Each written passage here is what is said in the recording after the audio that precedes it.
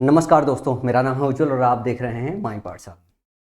अभी हाल ही में आप सब लोगों को पता होगा कि अंजना ओम कश्यप जी ने एक बयान जारी किया है जिसमें उन्होंने सारे के सारे यूट्यूब टीचर्स को ये बोला है कि सारे के सारे यूट्यूब टीचर्स दो कौड़ी के हैं। और सारे के सारे टीचरों ने खूब बढ़िया से रिलाई कर दिया है अंजना ओम कश्यप जी की। मुझे क्या लगता है, मुझे ऐसा लगता है कि अंजना ओम कश्यप जी ने अपना बलिदान दिया है। मैं अंजना ओम कश्यप जी के दिए हुए बयान के विषय में कुछ और चर्चा करूं उसके पहले कल एक और वीडियो पब्लिश किया अंजना ओम कश्यप जी ने, जिसको पहले मैं आपको सुनाना चाहूँगा और उसके बाद फिर मैं चर्चा करूँगा थोड़े से इनके इस बयान पे, पुराने वाले और जो नया बयान दिया उस पे। इसे गहराई से समझने की बहुत ज़्यादा ज़रूरत है और जब तक हम इसे गहराई से समझेंगे नहीं तब तक बात समझ में नहीं आएगी। ज़रा इसको ध्यान से सुनिएगा। वो कहते हैं अपने यूट्यूब वीडियो में कि हम कपड़े रिपीट नहीं करते। वो बताते हैं कि उनके पास कितनी लग्जरी गाड़ियां हैं, जानते हैं ये जो इन्होंने ये स्टेटमेंट जारी किया है ना कि वो अपने कपड़े रिपीट नहीं करते हैं, नाम नहीं लिया है, पर आपको पता है किस शिक्षक को टारगेट कर रहे हैं? ये उस शिक्षक को टारगेट कर रही हैं जिस शिक्षक ने अपना पूरा का पूरा जो लाइफ है, जो यूट्यूब है, आप सब के लिए लड़ने में जो है बिता डाला। चाहे वह एसएससी रिफॉर्म की लड़ाई हो, चाहे कोई भी बेरोजगारी का मुद्दा हो, चाहे कोर्ट में केस करना हो, चाहे अकेले खड़ा होके करना हो। आप सबको पता है कि कपड़े रिपीट ना करने की बात अभिनव शर्मा सर बोलते थे। जरा आगे और सुनिए, इन्हीं पे चर्चा हो रही है इस बात की। आगे कल ही नए शाम नए का कपड़े, वीडियो। ये लग्जरी गाड़ियां किसके पैसे से आती है? उन मेहनती बच्चों के माँ बाप की ईमानदारी, इसमें शिक्षक आते। अब इसमें जो इन्होंने बात बोली है ना कि लग्जरी गाड़ियां किसके पैसों से आता है, आपको भी अच्छी तरीके से पता होगा। पिछले 5-7 सालों से जो अभिनव शर्मा सर को आप फॉलो करते होंगे, मैं भी फॉलो करता रहा हूँ हमेशा से। हम साथ में ही रहे, बहुत लड़े भी हैं एक दूसरे से गगन के समय पे। उस पूरे एरा में मैं अभिनव शर्मा के साथ बहुत लड़ाई लड़ा हूँ। अभिनव शर्मा सर अक्सर करके हमें रेला करते थे क्योंकि हम कोर्सेज लॉन्च करते थे, हम फीस चार्ज करते थे और अभिनव शर्मा सर नहीं फीस चार्ज करते थे। खूब लड़ाई होती थी इस बात पे, सवाल बनाने को लेके। और बात ये होती थी कि सवाल के सलूशन का क्या हो, कैसा होना चाहिए, किस तरीके का होना चाहिए। वो आदमी हमेशा बच्चों के हितों में लड़ा है। लड़ने के बाद क्योंकि इतना सही से लड़ा है ना, इस वजह से ज़्यादा पॉपुलर है। और पॉपुलर सिर्फ इस वजह से नहीं है कि वो सिर्फ मुद्दे पे लड़ाई लड़के पॉपुलर हुआ है।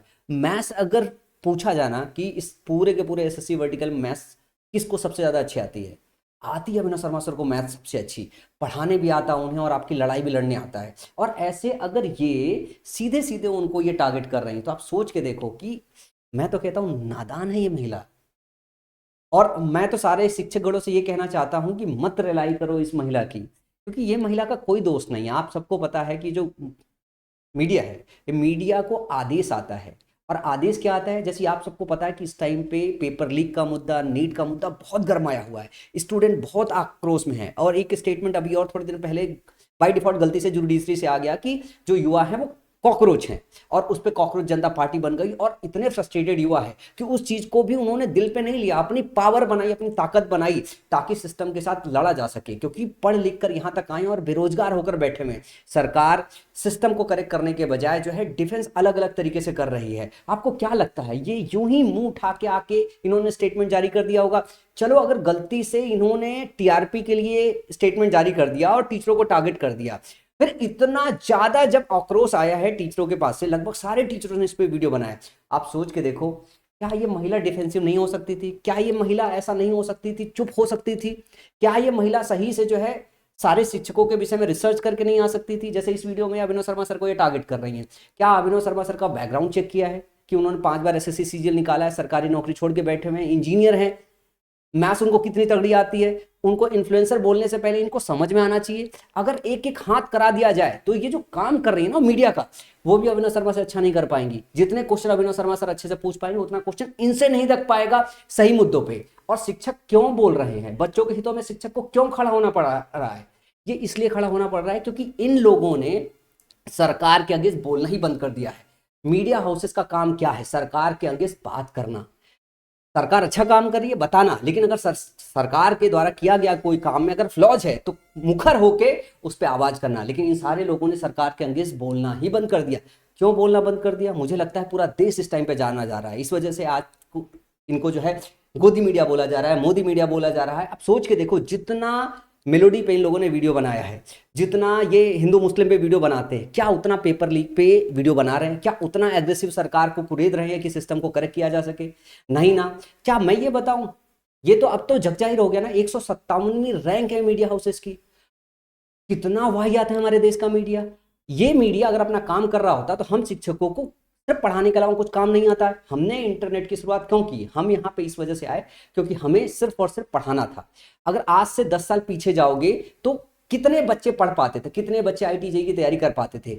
मैं IIT-JEE की तमीज से तैयारी नहीं कर पाया, बहुत सारे बच्चे ऐसे तमीज से IIT-JEE की तैयारी नहीं कर पाए। क्यों? क्योंकि फीसेस बहुत महंगी हुआ करती थी। आज IIT-JEE की तैयारी करनी 4,500 5,000 रुपए, आपको PW का कोर्स मिल जाएगा, अलग अलग जगहों का कोर्स मिल जाएगा और टैलेंटेड टीचर्स हैं। SSC की तैयारी जब मैं कर रहा था, फाइनली सोच के देखो कि राकेश यादव सर की फीस उस टाइम पे ऑफलाइन में कितनी थी। पहले दिल्ली जाओ, दिल्ली जाने के बाद वही एक शिक्षक थे जिनका नाम सबसे ज्यादा था उस टाइम पे, हमारे एरिया में तो उन्हीं का सबसे ज्यादा नाम ज्यादा था। वहां पे जाओ, पहले आप 30,000 35,000 40,000 फीस भरो, फिर 1.5 लाख 2 लाख दिल्ली में खर्च करो, तब जाके आपको अच्छा शिक्षा मिलता था। ये यूट्यूब की शुरुआत जब हमने 2017 में किया था तो हमने पूरा का पूरा SSC का वर्टिकल बदला। बाकी सारे शिक्षकों ने मिलकर सारे वर्टिकल बदल डाले, लेकिन SSC वर्टिकल हमने बदला। और आज चाहे आप राकेश यादव सर को देख लो, आपको 599 में उनका कोर्स मिल जाएगा। अभिनव शर्मा सर को देख लो, 1000 रुपए में कोर्स मिल जाएगा। गगन का कोर्स 1000 रुपए में मिल जाएगा। वो शुरुआत हमने की थी। बाकी सारे शिक्षकों को ध्यान से देखो, किसी भी शिक्षक का कोर्स 1000 1,500 से ज्यादा महंगा नहीं है। आज हम किसी बच्चे को लूट नहीं रहे, हम बच्चों की मदद कर रहे हैं। यूट्यूब पे फ्री भी पढ़ा रहे हैं। कौन से मास्टर का कोर्स पूरा का पूरा यूट्यूब पे फ्री में नहीं है? सबका कोर्स फ्री में है, लेकिन ऑर्गेनाइज है क्योंकि हमारी टीमें होती है। हमें थोड़ा पैसा तो चाहिए क्योंकि ऑर्गेनाइजेशन कैसे रन करेंगे। हमने बच्चों की मदद की जितना हो सकता उतना, और जो काम आपको करना था, जो लड़ाई आपको लड़ना था पेपर लीक पे, SSC रिफॉर्म पे, हर जगह पे, नीट पे, वो लड़ाई आप नहीं लड़ रहे हो। मजबूरी में हो कि हमें अपने बच्चों की आवाज सुननी पड़ रही है और हमें उनकी लड़ाई लड़नी पड़ रही है, और हम लड़ाई लड़ेंगे। आपके 2 कौड़ी के टीचर बोल देने से हम पीछे हटने वाले नहीं है। हम तो आपसे भी लड़ लेंगे। जब तक आप अपना काम सही से नहीं करोगे ऐसे ही होगा। और सही बात है, आपका फ्रस्ट्रेशन इसलिए सबसे ज्यादा है। जैसे मैं एक वीडियो में देख रहा था, ये इसी वीडियो में कहीं पे ये दिखा रही हैं कि कितना व्यू से पैसा मिलता है, किसी शिक्षक को कितना व्यू से पैसा मिलता है। सिर्फ एक शिक्षक नहीं है, शिक्षक की पीछे बहुत बड़ी टीम होती है। यूट्यूब की इनकम कुछ नहीं होती है, ना के बराबर होती है। मीडिया हाउसेस की जो है कंटेंट की क्वालिटी इतनी खराब है कि यूट्यूब इनको पैसा नहीं देता, इनको मार्केटिंग और प्रमोशन के पैसे नहीं मिलते इस वजह से, क्योंकि शिक्षकों को दिल और जान से बच्चे पसंद करते हैं। दिल और जान से बच्चे पसंद करते हैं, और दिल और जान से पसंद करने की वजह से ही ऐसा हो रहा है कि हमारी वीडियोस पे एडवर्टाइजर पैसा देने के लिए रेडी है, लेकिन आप पे नहीं देने के लिए रेडी है। रीजन जानते हो क्यों? क्योंकि आपने इतनी गंदे फैला रखी, इतना, क्योंकि कंटेंट में कोई दम नहीं है। असल मुद्दे जो है उस मुद्दे पे आपको बात करने आ ही नहीं रहा है। बात कौन कर रहा है? बात कर रहा है टीचर। जेल जा रहा है टीचर। एक एक टीचरों को देख लो, उनके नाम पे 4-4 5-5 FIR हो रखे होंगे। वो थाना कचहरी कोर्ट संभालते हुए भी बच्चों के मुद्दे उठा रहे हैं। चाहे खान सर को देख लो, चाहे अलग सर को देख लो, चाहे अभिनव शर्मा सर को देख लो, किसी को भी देख लो, विवेक सर। अभी आपको पता होगा ये आपका लेखपाल का जो भर्ती हुआ है, लेखपाल का कुछ रिजल्ट आया है, मुझे एग्जैक्ट जानकारी नहीं है, लेकिन ये जानकारी है, पता चल रहा है कि किसी बच्चे का 130 नंबर है जिसका जो है सिलेक्शन हो गया, 134 नंबर वाले का सिलेक्शन नहीं हुआ। UPSI वाले केस में आप ध्यान से देखोगे तो पता चला कि एक ही जगह से बहुत सारा सिलेक्शन हो गया। उस मुद्दे को लेके सही इंक्वायरी, सही जांच की मांग कर रहे थे और उनकी कोचिंग सील कर दी गई। क्यों सील की गई भैया कोचिंग? इससे पहले सब कुछ लीगल था और एक बैगी जैसा उन्होंने मुद्दा उठाया, सब इलीगल हो गया। इतने सालों की मेहनत ऐसे पानी में खट्टे से फेर दिया। ऐसे कब तक डराएंगे आप लोग? क्या लगता है कि आपको सारे के सारे शिक्षक डर जाएंगे? आज सारा बच्चा और सारा टीचर एक बार जो है एकजुट होकर कम से कम अपनी आवाज उठा पा रहा है। हम शिक्षक ही हैं जो बच्चों की बातें रख पा रहे हैं सरकार के सामने, वरना आपसे तो ये काम हो नहीं रहा है। जो बार बार आके ये कहती हैं कि नहीं आपको बच्चों की चिंता, कुछ घंटा चिंता नहीं है। सही बात है। खान सर की एक वीडियो दे रहा था, उसमें ये वो बोल रहे थे कि जब घर जाते हो तो शर्म नहीं आती है आपको अपने जो है रिश्तेदारों को देख के? रिश्तेदार आपको समझाते नहीं है कि बेशर्मों की तरह कुछ भी बोल के निकल आते हो?